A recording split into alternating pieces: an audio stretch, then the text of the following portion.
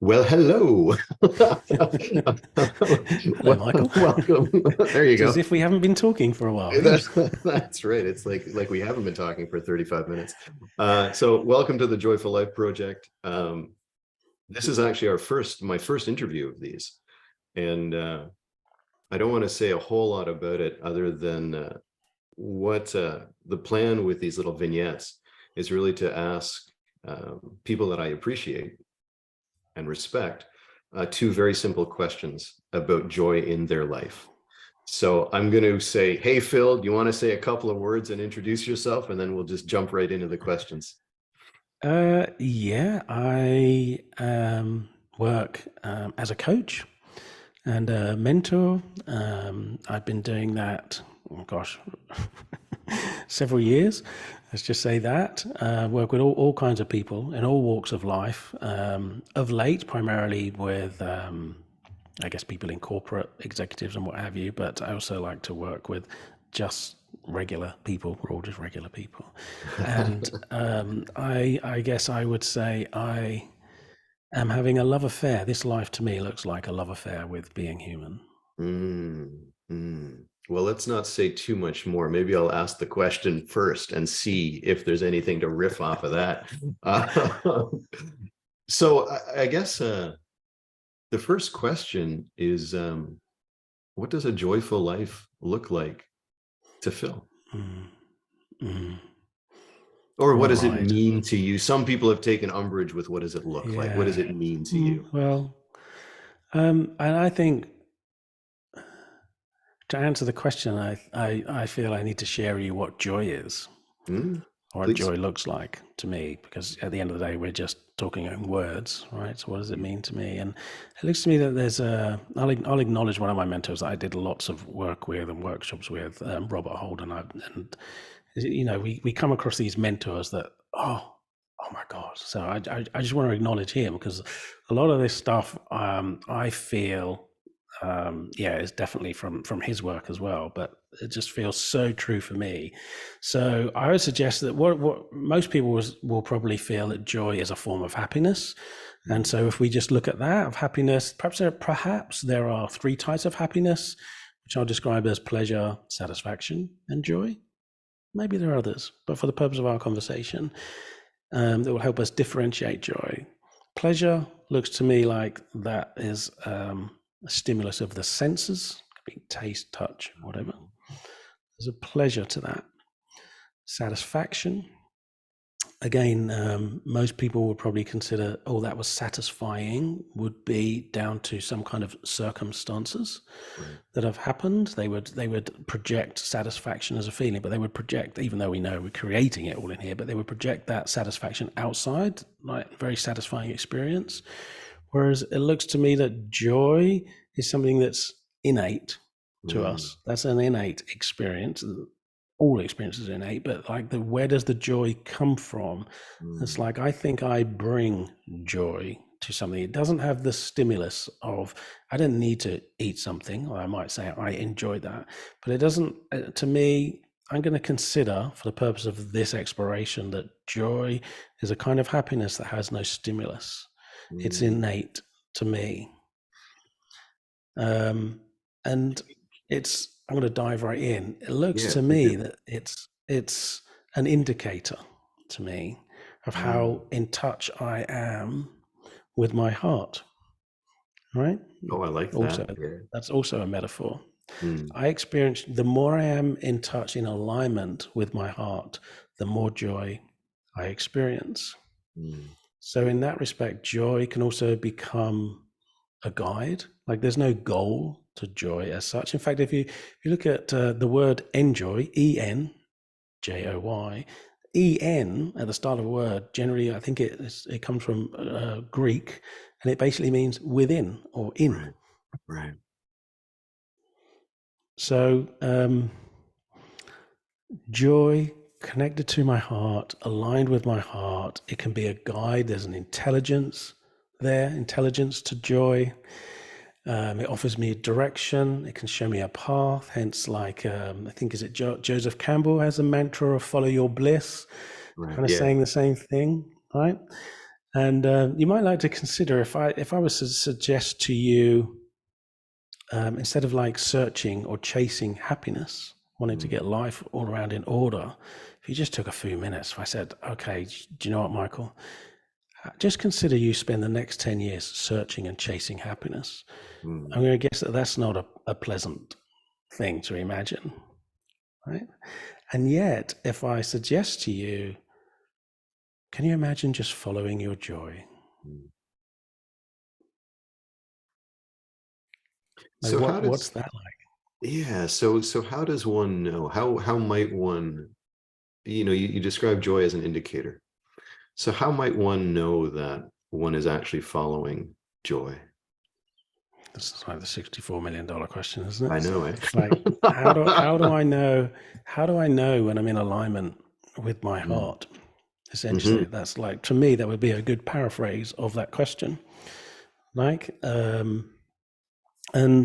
I think it comes from deeper exploration. It's kind of part of question two, really. Right. Yeah. Yeah. So Yeah. should we come back to that? Because, like, if I think joy also is an indicator, if you like, of a quality of mind. So I Right. would argue a case. Some spiritual teachers said we're all making this up, and you're right. I'm completely making this up. But what if joy is part of our fundamental innate nature? Yeah. What if joy? I heard Deepak Chopra say once that he was answering a question by Tony Robbins, who asked him, thought he was being smart, Tony Robbins, and he asked, "So, come on, Deepak, what's the purpose of life?" And just straight off the bat, Deepak answered, "The expansion of happiness." Mm. I think, what if the expansion of happiness is really about the expansion of joy? So, like for me, my work, when I feel I'm really in touch with what I'm here to do, when I'm expanding love, stroke joy, they look so interrelated to me. When I'm expanding joy in the world, that to me, Mm. it feels expansive to me. Do I want to help you find your happiness? Doesn't have quite the same ring to it. So I Mm. think that there's another indicator. Is joy the end of the search? Right, Right. being in touch with ourselves. Um, Oh, that's an interesting statement. Is joy the end of the search? is joy the end of the search? Is joy what we are looking for? Robert Holden suggests, and I don't know whether he's quoting somebody else, but he also suggests all we all want is an experience of our own heart. Of Mm. course, some Right. teachers might suggest what we really want is an experience of our own true nature. So to me, I am using the word joy as a representation of all of that, Mm. of our heart, of our true nature, as an expression of the love that we bring. As we can Mm. bring love, we can bring joy into any situation. So what does my life look like, or what does it mean to me to live a joyful life? It really is living one that's in alignment with who I really am. And I don't even mean necessarily some kind of super spiritual idea of who I am. I'm consciousness, I'm God, I am the ocean, that kind of Right. thing. Right. I Right. also, I mean, it's not that I don't mean that. Yes, that too. But I also mean the me that I Mm. am. And I don't give a chuff about what anybody thinks. The me that's not subjected to all the parental and societal conditioning that tells you what I Mm. should like and what I should enjoy doing and what I shouldn't like. I mean, that me, the unconditioned me that was born into this world with certain Mm. preferences, like I like broccoli, but I don't like liver or whatever. It's like, yes, Yeah. Yeah. there's this individual human, like that's truly me too. So living a joyful life is really living and honoring all of that in me. And so Mm. the search ends, the quest to fix ends. Yeah, I really like that. I have a question. You mentioned, well, I have a question. You mentioned expansiveness. So joy is, heartfelt. What I'm hearing is joy is heartfelt. It's your alignment. You also mentioned that there's an expansiveness to it. Or what I heard is that there's also an expansiveness to it. Can you say a little bit about that? kind of magic, and I think it looks like it is magic to me. If you're with somebody and they're showing you their heart, Mm, it's very difficult for you to not to be touched by that. You know, even if they're telling you, they can tell you a happy or indeed a sad story, but like showing you their heart, they're in fact they're in a joy, and that's a curious thing, is that joy can have tears too. Showing you their inner mhm. joy, there's like an expansiveness to that. It's kind of contagious, and you might be able to argue the same about negativity or what have you, but I just think there's something in us that comes alive when we witness someone else's heart. I think that's why when we watch a Oh, particular artist, perhaps a singer, and we're just so touched by it. I think it's Steve Chandler says that the reason why we tear up when we witness that is because we're getting a glimpse of God, which I love mm, that idea. I love that idea. And that to me that idea looks completely in alignment with this idea of all we want is an experience of our own heart. All we right. really want to do is know God. You could argue that Mhm. too. That's what's going on. So I think deep, deep, deep within the human psyche is this deep desire to know ourselves slash know God, to know Mm, joy. So when we get a glimpse of it, oh, hello. yeah.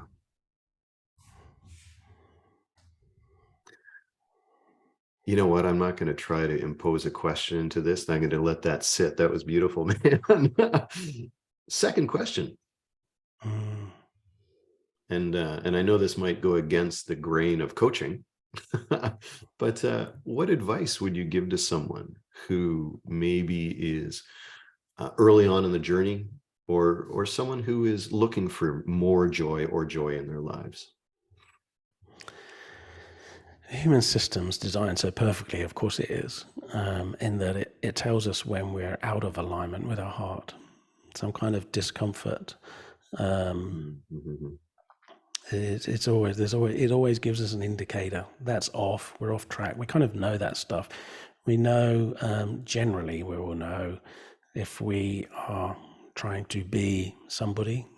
Mm, mm, There's a lot of enthusiasm really about around being in some of the social media circles that I observe, and some of that can be misunderstood in order to achieve X, Y, Z. We have to right, be a certain way, right, and yeah. yet um, there's a stripping away that's possible, a stripping away of all of that conditioning, all of that belief. What's it like to be you when you're not trying to be somebody? That's your Mm, true self who shows up. So, what advice would I give was to give whatever support you can, or at least just see if you can start to notice the discomfort and be willing to look. Like, what is mm, it? Who am I believing I need to be mm, here? Um, am I really being me, or am I being who I have been taught to believe I need to right, be, right. parental, societal, or whatever, right? A huge one for me, and these are very often harder to catch, and they're much easier to catch in the kind of work that we do, Michael, are those things that we might do because we think, yeah, I'm going to enjoy that. I want to do that. But the desire is not a true heart desire. The desire is a compensating strategy for some perceived inadequacy. I'm going to say that again. It's a bit of a mouthful, right? I mean, I got you. Yeah, yeah. I can be drawn into something, but this is where the kind of work that we do can be so helpful in people generally will feel free, right? The answer to that question, I ask clients question, what's it like to be you when you're not trying to be somebody? The Yeah. main answer Oh, that good I get question. from that is free, just Yeah, free. yeah. Right? And when you're free, you have you are no longer constricting the full force of creative energy that is whatever you want to call it, that's flowing through you, Nice. right? Yeah, yeah. As a paintbrush, right? So it's we can notice when we feel constricted, but we can Mm, also what we might not notice so easily is when we believe there's things we need to do, even we can convince ourselves that we enjoy them because we think they're bringing us what we want. Right. Right? I'm enjoying running because I want to lose 10 kilos. But do I really want to lose 10 kilos? Like, if I believe I want that, then I do something. I can find joy, bring joy is more correctly, but I can bring joy to that. Mm-hmm. And yet I might be doing that to compensate for a perceived inadequacy. And that's not freedom. It's like you might win the game, but in a way it's kind of a loser's game that you can't ever really win. Those are the ones that really fascinate me, diving into those. There's a lot of advice there, wasn't there, really? Yeah, that was good. I'm gonna bottom line it. Yeah, please. Find a way to be really willing to explore. Find a way to be really willing to explore. Yeah, there's a couple of questions that come up from that, Phil, but that's outside of our scope today. We'll save that for another one, maybe. Any other thoughts, Phil, that you can share in 60 seconds or less? I think I said you called up on it, you pulled me up on it, I think, or called it out, about that I'm having a love affair with life.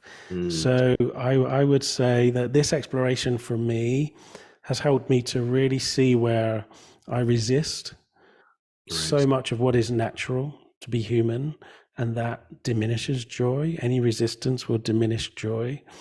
And so I feel I do bring love when I'm in. I think joy is also an indicator of a quality of mind, perhaps a state of mind. But in a particular state of awareness, I can still reflect on even the most desolate times in my life, if you like, desperate or desolate, and be filled with love.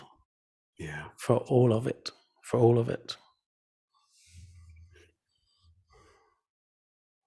I think that's a good note to close on, Phil. What do you think? Thank you. Loving being human. That's it. That's what it's about. Yeah, loving being human.